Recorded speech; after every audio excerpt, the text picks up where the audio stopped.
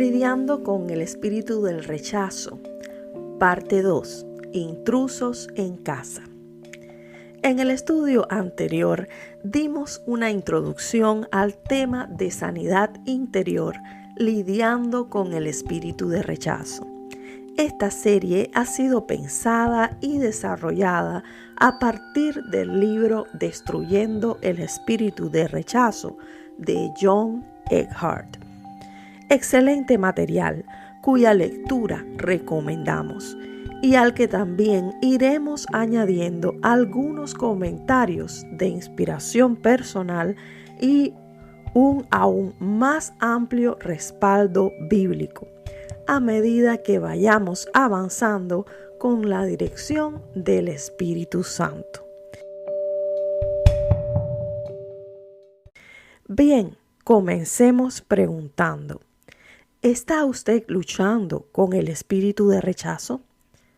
Sé que la respuesta inmediata que vendrá a su mente en la mayoría de los casos será negativa. Lo sé porque la verdad es que no siempre somos conscientes de que tenemos este problema.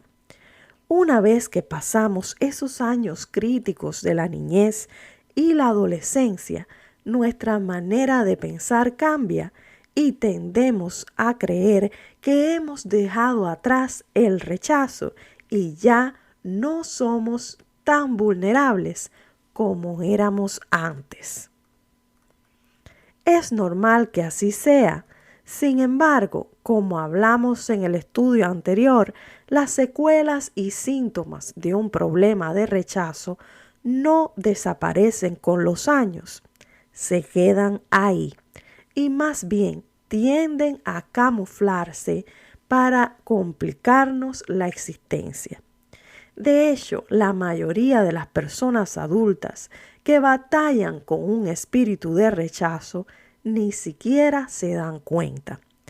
Ellos son a menudo gente autosuficiente con apariencia de fortaleza emocional que dicen no necesitar a nadie más. Otras veces son personas especialmente cautelosas y desconfiadas que huyen del compromiso o prefieren las relaciones superficiales de bajo riesgo, cuando en el fondo temen bajar la guardia y salir lastimadas. Lo que estos dos tipos de personas tienen en común es un problema de rechazo que se manifiesta en la forma de temor u orgullo. En esos casos extremos, un espíritu de rechazo puede inclusive dar paso a trastornos psicológicos más serios en los que alguien desarrolla lo que los expertos han llamado múltiples personalidades. A menudo un espíritu de rechazo trabaja en equipo con rebeldía y amargura para evitar que la persona logre experimentar la estabilidad y madurez emocional que Dios, nuestro Creador, quiere que alcance en su vida. En su lugar siempre habrá un fuerte sentimiento de inseguridad, dolor y desconfianza que no le permitirá avanzar. Como dice Santiago 1:8, el hombre de doble ánimo es inestable en todo lo que hace.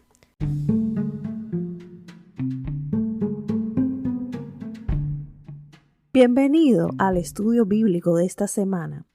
Antes de continuar, asegúrate de suscribirte a nuestro podcast. Puedes hacer esto en tu plataforma de audio favorita y también puedes seguirnos en nuestras redes sociales, donde publicamos estudios semanales y otras reflexiones de temas cristianos. Dicho esto, quédate con nosotros.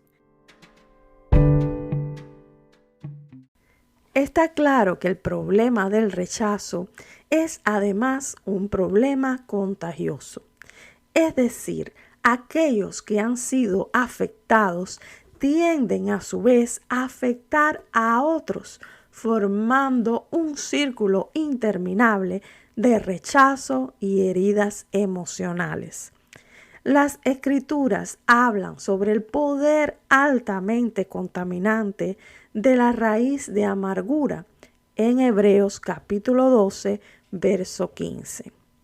Ahora que sabemos cuáles son algunos de los síntomas más frecuentes del rechazo, vale la pena preguntarnos, ¿cómo comienza todo? ¿Cómo entra un espíritu de rechazo? Antes de seguir adelante con la respuesta concreta a estas preguntas, quiero hacer una acotación. Es importante que tomemos en cuenta lo que dijo Jesús en Juan capítulo 10, versos 1 y 2. Ciertamente les aseguro que el que no entra por la puerta al redil de las ovejas, sino que trepa y se mete por otro lado, este es un ladrón y un bandido. Es necesario que entendamos que la mayor parte del tiempo el enemigo de nuestras almas no entra por la puerta, es decir, no entra con una invitación formal o con absoluta legalidad. Sabemos que el Espíritu Santo entra por la puerta y Jesús entra por la puerta, pues Él dijo: yo siempre estoy a la puerta y llamo. Si alguno abre la puerta, entraré en su casa y cenaremos juntos. Apocalipsis 3:20. Si usted quiere ser lleno del Espíritu Santo, necesita primeramente invitarlo a entrar en su vida y tomar el control de sus sentimientos, actitudes y emociones. Pero el enemigo no funciona de esta manera. Él es un ladrón y un bandido que espera la ocasión para colarse en su vida, en su casa espiritual, que es el alma, a través de alguna brecha o acceso desprotegido en medio de la oscuridad de la noche. Es decir, de una forma silenciosa y muy sutil, o inclusive forzando alguna ventana o trepando por encima de una cerca que ha sido dejada sin vigilancia, para de esta forma causar el caos y tomar lo que no le pertenece. Dicho esto, usted nunca debería esperar que el enemigo juegue limpio. Es por eso que el espíritu de rechazo se aprovecha de las circunstancias más desafortunadas y fuera de su control, que pueden darse principalmente durante los primeros meses y años de vida. Como dice un conocido, no es justo, pero es así. El autor del libro Destruyendo el espíritu de rechazo dedica su primer capítulo a escribir un número de factores y sucesos desafortunados que pueden constituir una ventana o, como dijimos, una puerta abierta a través de la cual la persona puede convertirse en víctima de este espíritu. Conocer sobre la existencia de estas puertas de entrada al enemigo puede ayudarnos mucho a explicar por qué algunas personas parecen más vulnerables que otras a esta clase de ataques y nos permite discernir la raíz del problema en lugar de enfocarnos solamente en los síntomas. Una primera gran categoría de puertas abiertas es la que abarca sucesos de rechazo desde el vientre materno. Estos eventos incluyen casos de maldiciones generacionales, bebés no deseados ilegítimos, dados en adopción, abandonados, nacidos fuera del vínculo matrimonial como resultado de una violación o de relaciones antinaturales o particularmente perversas. Una forma bastante común de rechazo se da cuando los padres prefieren un sexo específico y se mantienen defraudados de que la criatura que viene tiene el sexo opuesto. Por ejemplo, en algunas culturas, los niños varones se consideran una bendición, mientras que las niñas muchas veces son percibidas como una carga para la familia. La experiencia misma del nacimiento, así como el vínculo madre-hijo, madre-hija, que se establece enseguida después del nacimiento, puede hacer toda la diferencia entre un bebé que se siente amado y recibido y otro que se siente abandonado o rechazado. Una segunda categoría de puertas abiertas abarca los casos de rechazo generacional. Es esta clasificación donde encontramos padres que luchan con el rechazo debido a diferentes circunstancias como las anteriores: divorcio, maltrato, separaciones dolorosas, que terminan transmitiendo rechazo consciente o inconscientemente a sus propios hijos. En este caso, entran esos padres particularmente fríos, poco expresivos o incapaces de dar afecto físico, menos emocional, pero que a menudo intentan compensar esta falta de cariño con regalos y atenciones materiales excesivas. Mientras que algunos niños crecen rodeados de incentivos materiales, aún pueden sentirse inseguros y desatendidos por sus padres. Otros que experimentan escasez y toda clase de privaciones materiales también pueden heredar una sensación constante de temor, frustración o vergüenza. Otras circunstancias, como el abandono físico o percibido de uno o ambos padres, el abuso físico o emocional dentro de la familia, la negligencia excesiva o el perfeccionismo y exigencia extrema, también tienden a producir problemas de rechazo en los más pequeños. Condiciones desafortunadas o traumáticas como la muerte de uno o ambos padres, los defectos o enfermedades congénitas, cualquier discapacidad o limitación física, así como el estar constantemente sometido a un ambiente de discriminación y bullying, pueden convertirse en un caldo de cultivo perfecto para este espíritu. Otras formas en las que el fracaso puede penetrar en nuestras vidas son a través de relaciones disfuncionales entre los padres, resentimiento, abuso, adicción, a través de la relación padre-hijo o la relación entre hermanos dentro de la familia. El enemigo también puede aprovecharse de accidentes, enfermedades o cualquier evento o experiencia traumática del pasado. Para algunos grupos étnicos en particular, el tema del rechazo es clave debido al componente cultural y racial que forma parte de su historia reciente. Sucesos igualmente importantes que tienen lugar durante los años adultos abarcan fracaso en las relaciones, abandono o divorcio, problemas de salud o discapacidad, desempleo prevalente, inestabilidad financiera, fuertes pérdidas económicas, entre otros factores.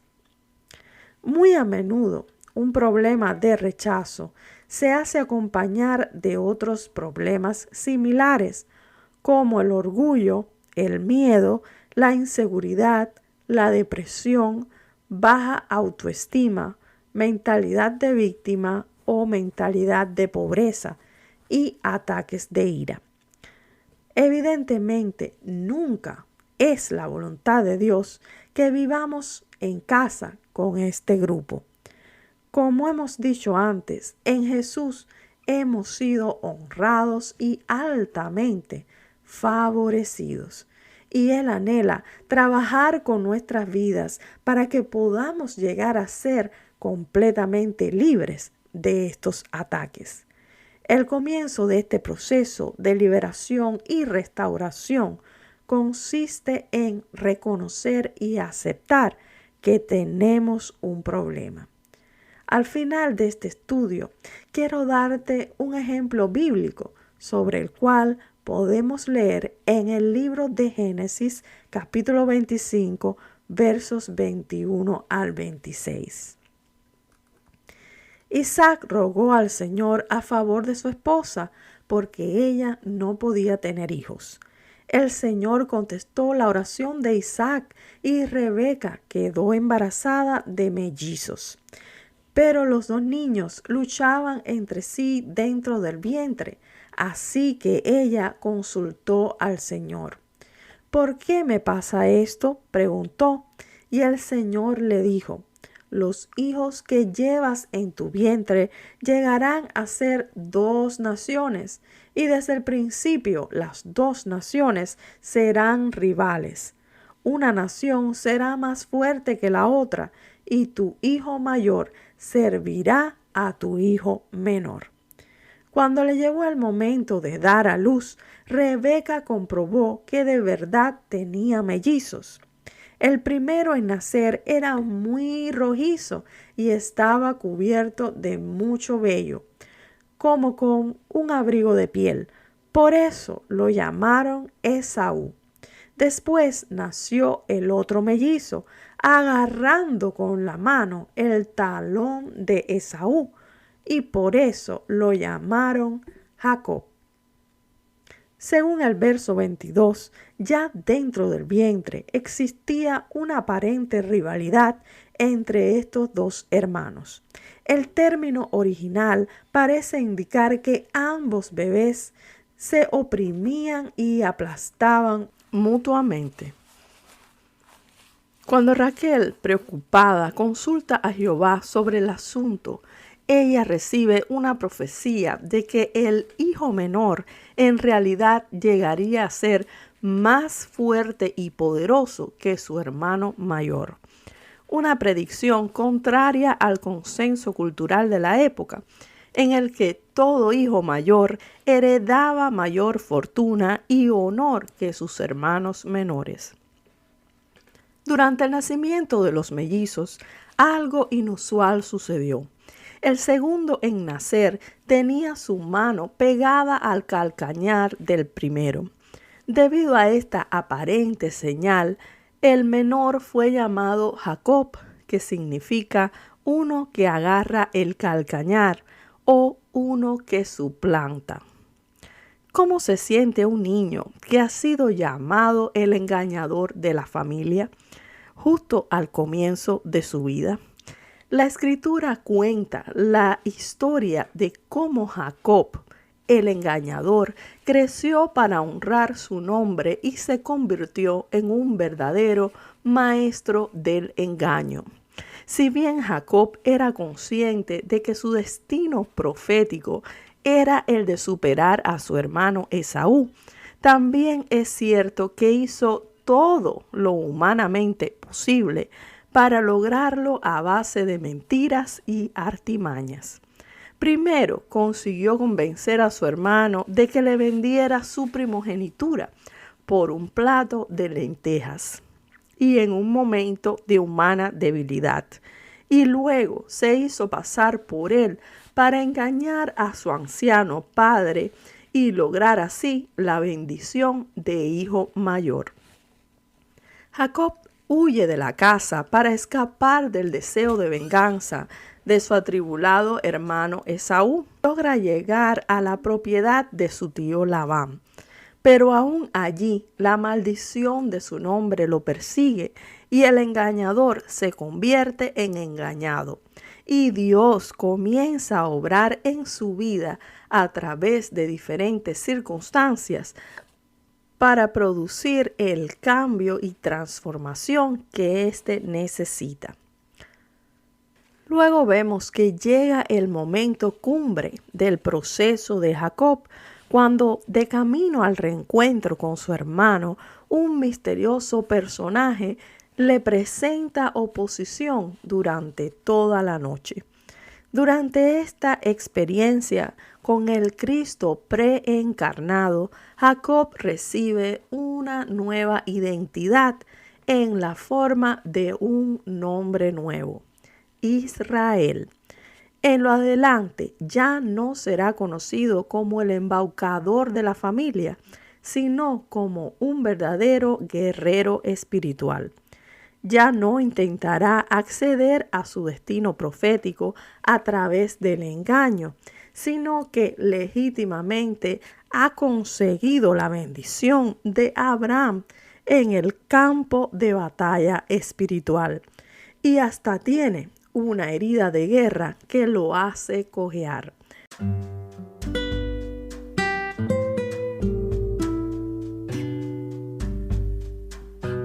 Doy gracias al Espíritu Santo por mostrarme esta palabra. Al igual que Jacob, tú y yo tenemos ciertas batallas espirituales por delante. Estas batallas nos esperan en el camino, solo porque Dios quiere liberarnos de aquellas ataduras y cárceles espirituales que nos han retenido por años, y revelarnos así una nueva identidad en Cristo. Claro que hay muchos cristianos que prefieren dejar las cosas como están y no ahondar demasiado en las heridas del pasado. Esos cristianos no podrán jamás experimentar libertad ni pasar a una nueva etapa de sus vidas en Cristo. Sin embargo, para los valientes que estén dispuestos a perseverar toda la noche y no rendirse hasta la mañana, esta batalla espiritual representa el acceso legal a su destino profético. Créeme, la persona que Dios quiere hacer de ti se encuentra al otro lado de esta batalla con el espíritu del rechazo. Aún queda un largo camino por recorrer, apenas estamos comenzando, pero solo por ahora permíteme hacerte la pregunta, como a Jacob: ¿cómo te llamas?